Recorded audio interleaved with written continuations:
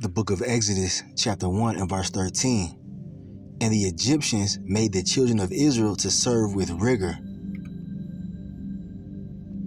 And they made their lives bitter with hard bondage in mortar and in brick and in all manner of service in the field.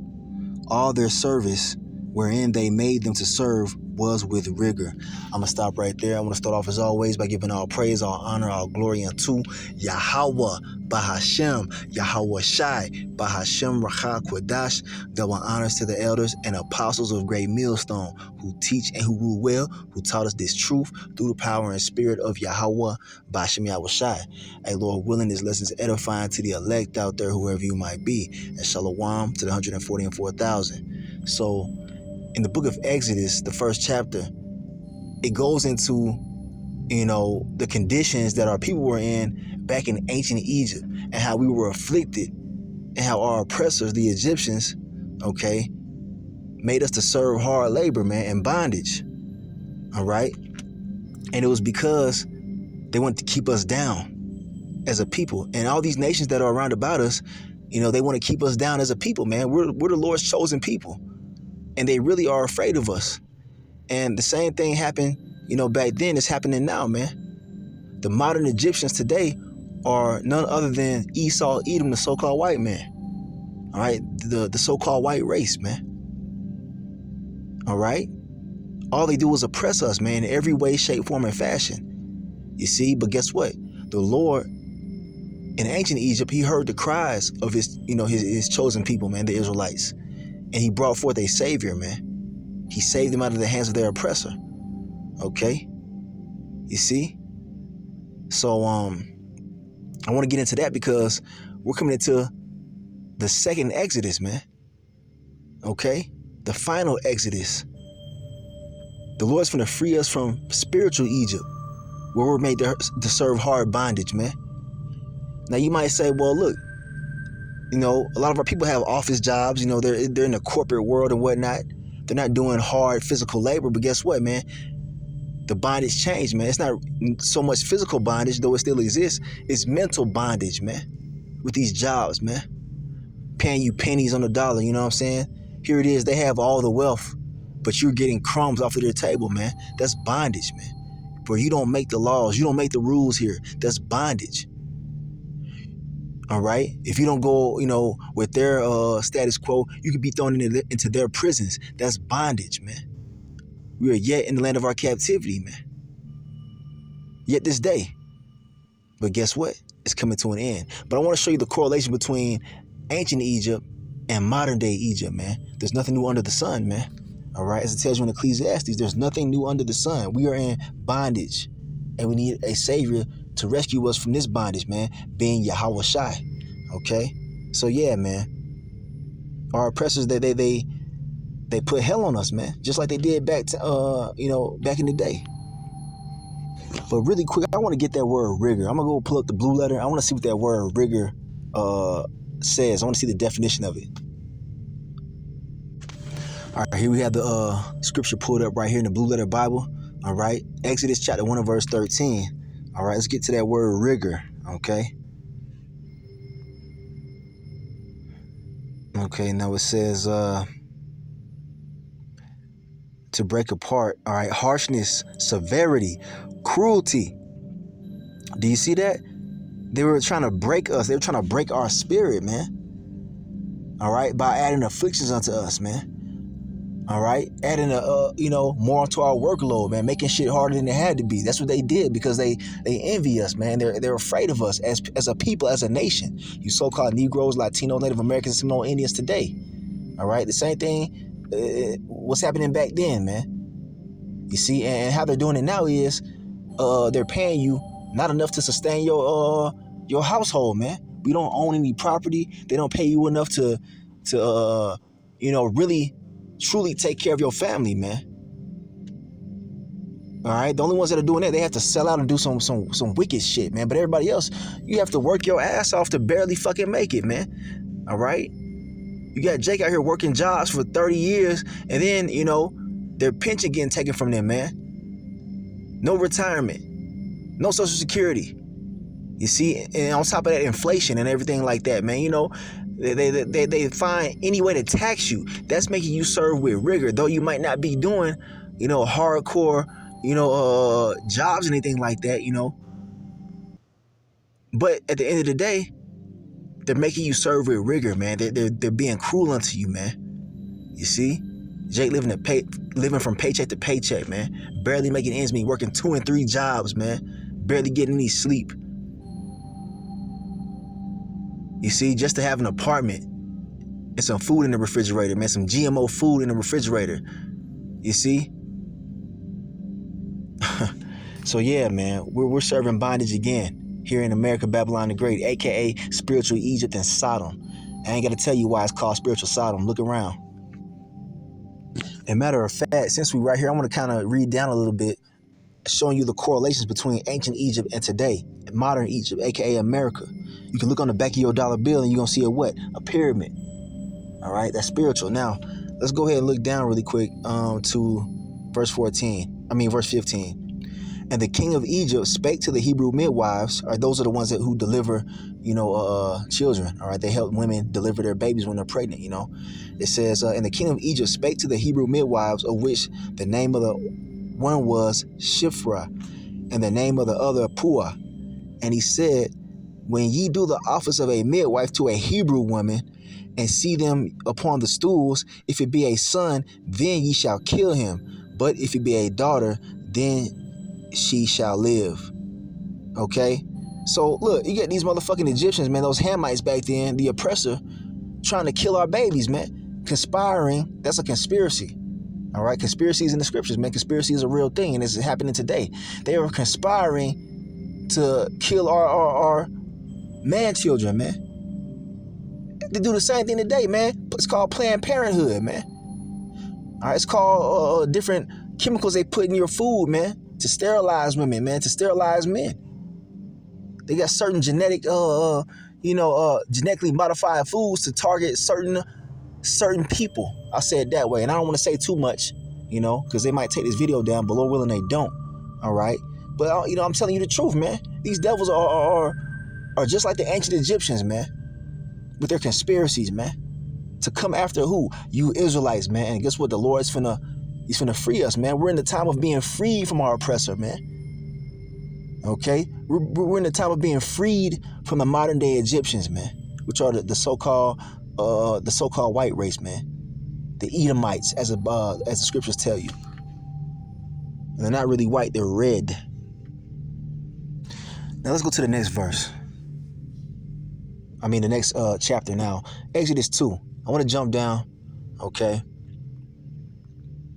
All right. And even in their, you know, their attempt to try to squander our race back then, they were unsuccessful. All right. So anyway, man, let's jump down. I want to make a point. All right. Let's see. Salakia. Bear with me. Oh, right here. Okay. Verse 23. And it came to pass in process of time that the king of Egypt died, and the children of Israel sighed by reason of the bondage. And we sighing and crying now. Why? By reason of our bondage, man. We know that we're being oppressed, man. The elect do. And even some of the 2/3, they understand that they're being oppressed, you know, to an extent. But they're not coming up the right way, man. The elect are seeking YAHAWASHI, the only power that can save us from our oppressors, man. Okay? But, you know, they're sighing and crying, man, in ancient Egypt right here. All right?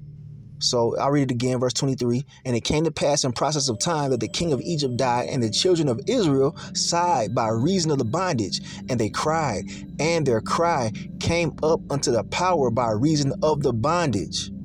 Because the Lord put us in that bondage. And guess what? He put us in this bondage too. For our what? Our rebellion. You see? Verse 24. And the Most High heard their groaning, and the Most High remembered his covenant with Abraham, with Isaac, and with Jacob. And he looked upon the children of Israel, and the Most High had respect unto them. Do you see that? He's dealing with the seed of Israel, man, through Abraham, Isaac, and Jacob, man. Not you heathen nations, all right? So you got heathens that try to come up and say, oh, well, look, he said the covenant between Abraham and Isaac and Jacob. Nah, man, it was through Abraham, then through Isaac, and then to Jacob, which will be the 12 tribes of Israel, man. All right. So-called Negroes, Latinos, Native Americans, Seminole Indians, and we're sighing and crying in our captivity. Okay. And the Lord is hearing the prayers of the righteous, man. He's hearing the prayers of the elect, man. And Lord willing, we're of that number. We're calling for the Lord to get us out of this shit, man, to put his foot down on Pharaoh's neck, man, which would be Esau, Edom today. Right here, I had the book of Jeremiah, the 3rd chapter, all right, pulled up right here on BibleHub.com, and I want to jump down to verse 13, all right, and it says, so I can highlight it here. Let's see if it'll let me do it. Okay. Only acknowledge thine iniquity, that thou hast transgressed against the Lord YAHAWAH, bahasham YAHAWASHI, thy power, and hast scattered thy ways to the strangers under every green tree, and ye have not obeyed my voice, saith the Lord YAHAWAH. Turn, O backsliding children, saith the Lord YAHAWAH, bahasham YAHAWASHI, for I am married unto you, and I will take you one of a city and two of a family, and I will bring you to Zion. All right. So this talking about in these modern days, man. The elect have admitted their transgression. We've admitted that we've gone off and we've sinned against the Lord. And we're the reason why we're in the position that we're in, because we messed up, man. And we've acknowledged our transgression, man. And we've repented to the best of our abilities, man. No, we're not perfect, but we've came out of the ways of the world, man, on a large scale, man. All right. And we're seeking our power, man, in truth and sincerity. We have the correct names of the Heavenly Father and the only begotten Son, and we're calling upon them. All right. And things are happening, man. The Lord's getting ready to deliver us, man, and bring us to Zion, man. He's going to put us in our own land. We're in that process right now. All right? We're fulfilling prophecy right now, man. The Lord's finna bring that second Exodus, man, that final Exodus, man. This is the last captivity. All right? That's why these damn devils are so mad, because we repented and we're calling ourselves Hebrew Israelites, man. You so-called Negroes, Latinos, Native Americans, Seminole Indians, all right, all throughout the world, man, remembering your power, you see? And these devils are mad, man, because they know that once we do that, the Lord finna hear our prayers, hear our cries, and avenge us, man. Now here we are in Exodus 3. I got to get this. I got to read on down from verse 1, because this is like, you know, an exciting, you know, thing to witness, man. Because this is true history, man. This is the history of our people, man. All right? And it shows how the Lord interacted with us, man, and how he cares about us. Now, let's go ahead and get this really quick. Salakia. All right, Exodus 3 verse 1. Now, Moses kept the flock of Jethro, his father-in-law, the priest of Midian. And, you know, the Midianites were like so-called Arabs today. All right? It says, and he led the flock to the backside of the desert and came to the mountain of the Most High, even to Horeb. And the angel of the Lord Yahweh appeared unto him in a flame of fire out of the midst of a bush. And he looked, and behold, the bush burned with fire, and the bush was not consumed. So this is a miracle happening, man. This is something out of the ordinary happening, and it caught Moses' eye, man, through the Spirit. This bush was burning, but it wasn't being burnt up. It wasn't being consumed by the fire. Okay? And Moses said, I will now turn aside and see this great sight, why the bush is not burnt. He was like, yo, what the fuck? Look at this. That's what Moses was thinking, man. All right. I'm extrapolating, but verse 4, it says, and when the Lord Yahweh, bahasham YAHAWASHI, saw that he turned aside to see, the Most High called unto him out of the midst of the bush and said, Moses, Moses. And he said, here am I. And he said, draw not nigh hither, put off thy shoes from off thy feet, for the place whereon thou standest is holy ground.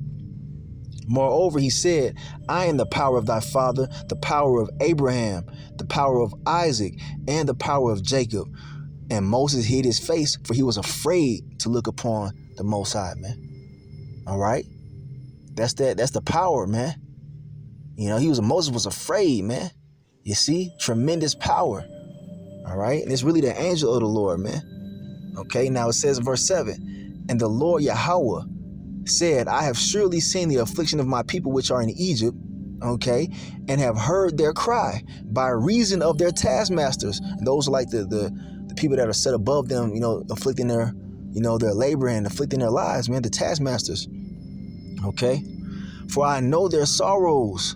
The Lord sees everything, man. All right, he sees what we're going through. He put us in this predicament, man. Verse 8, And I am come down to deliver them out of the hand of the Egyptians, and to bring them up out of that land unto a good land and a large, unto a land flowing with milk and honey. All right, meaning a very prosperous land, okay? Unto the place of the Canaanites and the Hittites and the Amorites and the Perizzites and the Hivites and the Jebusites. Those are all the, the Hamites, man, those so-called Africans today, man, okay? Those boo-boo eating Hamites over there, man. Verse 9. Now therefore, behold, the cry of the children of Israel is come unto me, and I have also seen the oppression wherewith the Egyptians oppressed them. Okay? The Lord, hey, man, he's seeing the oppression that we're going through now, just like in ancient times, man. And he gonna step in. Okay? So that's the point, man. That's the time we're in right now. The Lord finna step in and avenge us, man. All right, now I want to actually jump down. All right, we're gonna jump around. All right, like the House of Pain, as the elder apostles say, man. Pretty good song. But anyway, I'm gonna jump down really quick to make another point. All right. Let's see. Okay. All right. So I want to jump to about verse 20. Okay, and it says, and I will stretch out my hand and smite Egypt with all my wonders, which I will do in the midst thereof. And after that, he will let you go. All right. So the Lord, if you understand the story, the Lord smote Egypt with all kind of crazy plagues, man. The plagues of the flies and the gnats, the plagues of the frogs, turning the water into blood. All right. Turning, bringing that darkness upon Egypt, man. The apparitions. Okay. You see? And then, killing the firstborn. All those plagues he brought upon the Egyptians, man, for afflicting his chosen people, the Israelites, man. The same thing finna happen in this day and age on a large scale, man. The Lord finna bring the plagues and the famines and all the different, scourges, man, for what they're doing to the so-called Negroes, Latinos, Native Americans, and Seminole Indians. They get ready to pay, man, in a major way. Okay? Here in America, Babylon the Great, man. You get ready to witness it. Okay? But Esau don't want to give us up, man. Matter of fact, let's get a precept on that. All right, here we have the book of Jeremiah, the 50th chapter and the 29th verse. All right, I'm going to start right here and read down a little bit. Now, this is talking about Babylon. This is actually, a future prophecy, man, being spoken of right here. Because the modern day Babylon, or Babylon the Great, a.k.a. Mystery Babylon, is no longer a mystery, man. It's America, okay, who are holding the Israelites captive in a large number. Now, I'm going to start right here. It's going to talk about how it's going to be taken down, man. All right. Call together the archers against Babylon. All ye that bend the bow, camp against it round about. Let none thereof escape. Recompense her according to her work, according to all that she hath done, do unto her.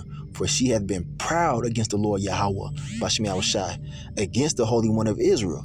So this is not talking about ancient Babylon, because ancient Babylon was taken down, all right, by the Medo-Persians, all right, the Medo-Persian Empire. You see, and it wasn't a super violent takedown like it's spoken of right here. The archers are talking about those who, had those nuclear missiles, man, because that's how America, all right, that's how America, Babylon the Great, is going to be taken down today, man, by way of thermonuclear fire in the midst of World War III. And we see that happening, man. Prophecy playing out right now. The big talk in the world is World War III, man. All right, because that's how the Lord's going to get us out of Babylon, man. He's going to free us from this modern day Egypt. He's going to take them out by way of fire, man. All right. The first time he flooded them damn Egyptians. All right. But this time he going to do it with fire, man. Okay. He going to destroy them completely over here in America. All right. And there's going to be some, Edomites, throughout the world and whatnot. They're going to go into slavery after that, man. All right. But the main thing is the deliverance that the Lord going to bring for his children in these last days, man. All right. The second and final exodus. We're going to be taken up into the chariots of the Lord, the so-called UFOs, to escape the fire, man. The elect are going to go up into the chariot, man. All right? That's how we're going to escape. It's going to overshadow the first exodus, man. Now it says, let's go to the next verse. Therefore shall her young men fall in the streets, and all her men of war shall be cut off in that day, saith the Lord YAHAWAH. Behold, I am against thee, O thou most proud, saith the Lord power of hosts. For thy day is come, the time that I will visit thee, and that day is approaching, baby. The Lord's finna answer these bastards, man. Salakia, hold on. Okay, the Lord's finna answer them, man, with judgment. In the midst of this world war, he gonna gather the heathens together, man. He gonna take the crowns of all these nations, especially you damn Edomites, man. America will be no more. All right, let's continue on. All right, getting to the point here. And the most proud shall stumble and fall. Who's the most proud nation on the entire planet Earth, man? These damn devils, these Edomites, the so-called white man. They're the most proud and arrogant and pompous, man. All right, and they're really, in all actuality, the lowest of the low, the basest of men. All right? You see? And the most proud shall stumble and fall, and none shall raise him up. All right, because once Esau goes down this time, he ain't never going to get back up. All right? And I will kindle a fire in his cities, and it shall devour all round about him. See, that didn't happen in ancient Babylon, man. It's talking about modern day Babylon, aka America, man. All right, now here's the point right here, man. All right, thus saith the Lord YAHAWAH, bahasham YAHAWASHI of hosts, the children of Israel, all right, the 12 tribes, all right. Well, the children of Israel, being the northern kingdom, and the children of Judah, the southern kingdom, were oppressed together. All right. And all that took them captives held them fast, and they refused to let them go. Just like Pharaoh, man. He didn't want to let us go because guess what? We were building up their economy, man. We were building up their cities and shit, man. All right. We're doing the same thing now, man. Who the fuck do you see doing construction? Who the fuck do you see working these jobs, man? While Esau's at the crib chilling, you know, or at the golf course on Monday morning at 7 o'clock while you at work, man, clocking in, you know, or driving in traffic, trying to get to work. Scared to get fired. You see? That's oppression. That's bondage, man. And they don't want to let us go, man. These damn devils talking about, well, go back to Africa. You know, they say all this bullshit, or go back to Mexico, or go back to wherever you came from. But in all actuality, they don't want to let us go. All right? Because without us, they wouldn't have shit. Oh, and also, quick point. When they say go back to, you know, your country, tell them motherfuckers this is our country, man. All right, the northern kingdom was here before, you know, the southern kingdom came over in slavery, man. You know, the northern tribes are already here in America, man. And Esau came over and stole it by way of rape, robbery, and murder. So that kills that whole statement right there, talking about go back to your country, man. Tell Esau to go back to his country, man. Go back to Mount Seir where he's supposed to be at, man. Now I want to bring this out really quick. Zechariah 2:8. For thus saith the Lord YAHAWAH, bahasham YAHAWASHI of hosts. It means the Lord of armies. All right. After the glory hath he sent me unto the nations which spoiled you. For he that toucheth you toucheth the apple of his eye. You see that? When you fuck with the children of Israel, that's like you fucking with the Lord, man. And we know that's not going to end good for you, man. Or anybody who tries to come up against YAHAWAH, bahasham YAHAWASHI, you're not going to win, man. There's no way. All right, you're going to lose horribly, man. And Esau has been stacking up iniquity after iniquity for years and years and years. All right? You see? Afflicting the Lord's chosen, man. And guess what? He finna pay for all of it here very shortly, man. He finna pay that tab, man. All right? He ain't getting away with it. You see? Because he touched the Lord's chosen people, man. The vessels of his glorification. You don't do that and get away with it, man. And they know it. They finna... Yeah, they finna pay. All right, I'm gonna get ready to close it. All right, I don't want to make this too long. There's many more precepts that I could bring out in, you know, regard to this matter, this final Exodus. But I want to bring this out really quick. All right, I'm gonna read Jeremiah 23, starting at verse 3. I'm gonna read on down. Okay. And I will gather the remnant of my flock out of all countries whither I have driven them, and will bring them again to their folds, and they shall be fruitful and increase. That's what the Lord's finna do, man, when it's all said and done with, man. That's the future prophecy that we're waiting to experience, man. All right? Him taking us out of this damn captivity, out of all the lands where we've been scattered to, all right? Because the Israelites were scattered throughout all the entire four corners of the earth, but the main captivity is, of course, here in America, all right? But we're going to be able to be fruitful and multiply like he wanted us to be, man. We're going to have families, and it's going to be all in order, man. We're going to enjoy our families, man. We're going to have, you know, a glorious legacy, man.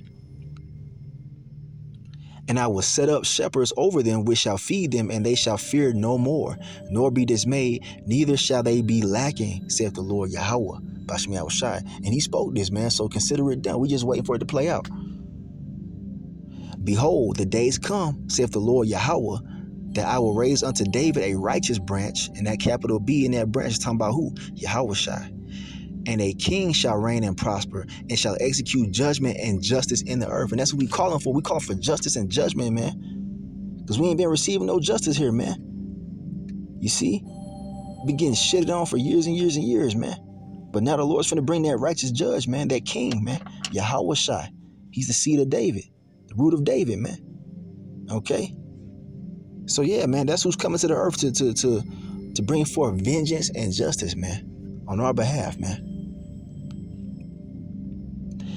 In his days, Judah shall be saved, all right, you so-called Negroes, and Israel shall dwell safely, all right, you northern tribes, you so-called Latinos, Native Americans, and Seminole Indians.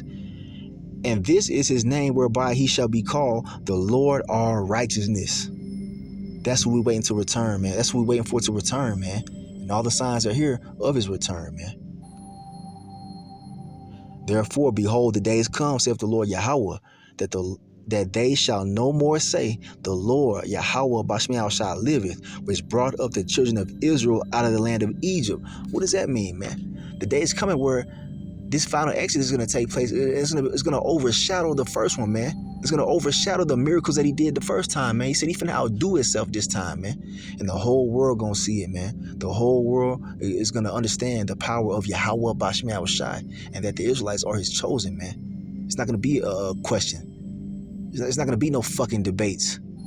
You see? It's going to be unquestionable when the Lord does this, man. It's going to be undoubtable. Okay? And it says this is going to overshadow the first deliverance, man. But the Lord Yahweh Bahasham YAHAWASHI liveth, which brought up and which led the seed of the house of Israel out of the north country, North America, man. And from all countries whither I had driven them, and they shall dwell in their own land. That's what's coming, man. The kingdom of heaven, man. All right? So, yeah, man. Future prophecy, man, which is, very near to happen, man. It's getting ready to be fulfilled, man. So you Israelites, you so-called Negroes, Latinos, Native Americans, and Seminole Indians, repent, turn back to your power, and come out of the ways of the world, man, and prepare yourselves, man. All right, for this deliverance that's coming. And Lord willing, we're of that number, man, because the Lord is only taking up the elect, man. All right? The chosen out of the nation of Israel.